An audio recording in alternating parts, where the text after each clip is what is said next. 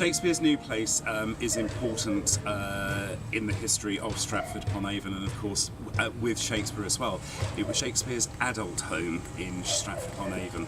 He purchased it in 1579 when he was 33 years old, owned it for the last 19 years of his life, and indeed it was New Place, at New Place, that Shakespeare died.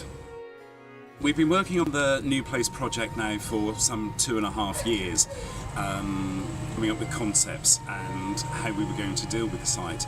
New Place, the house, no longer exists. Unfortunately, the building was demolished in 1759. But at that time the public outcry was such that it preserved the piece of land upon which Shakespeare's house once stood.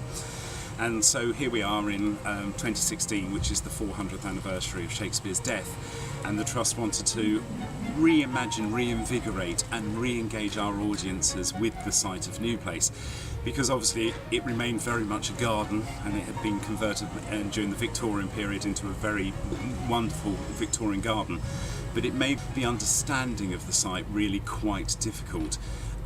It was difficult for audiences to actually engage with the site of New Place and understand its significance, its size and its importance. So the project has been addressing those issues, but of course we remain a registered park and garden, so it is in many ways a landscape treatment, but reinventing and putting some details and wonderful works of art onto the site of Shakespeare's home to allow people to make their own personal connections with the site of Shakespeare's home here in the centre of Stratford-upon-Avon. Here we're sitting in the Great Garden, which was once upon a time the garden associated with Shakespeare's New Place. In his day it would have been basically a farmyard with vegetable patches and herb gardens and stables for horses and livestock being kept here to feed the household. But of course it's interesting that everybody has their own personal connection with Shakespeare.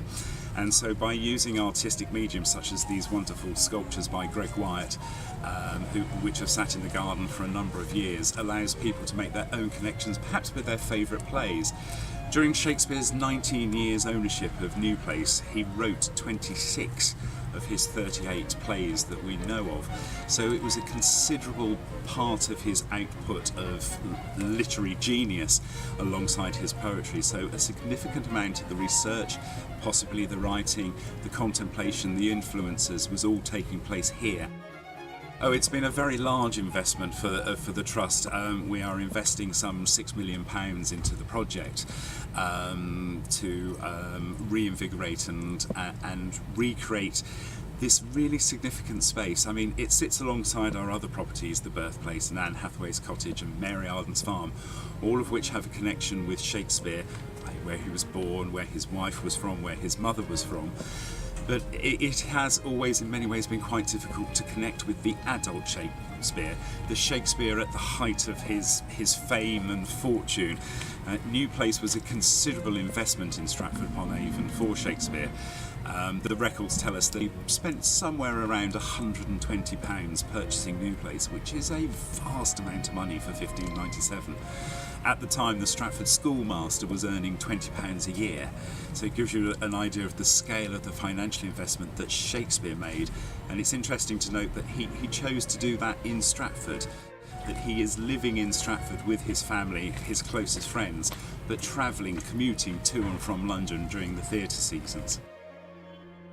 We are opening within the next couple of weeks, before the end of August here. We're hoping that the weather's going to be kind to us, because it's always difficult in England to rely on the weather. And obviously when you're building something, lots of rain doesn't help.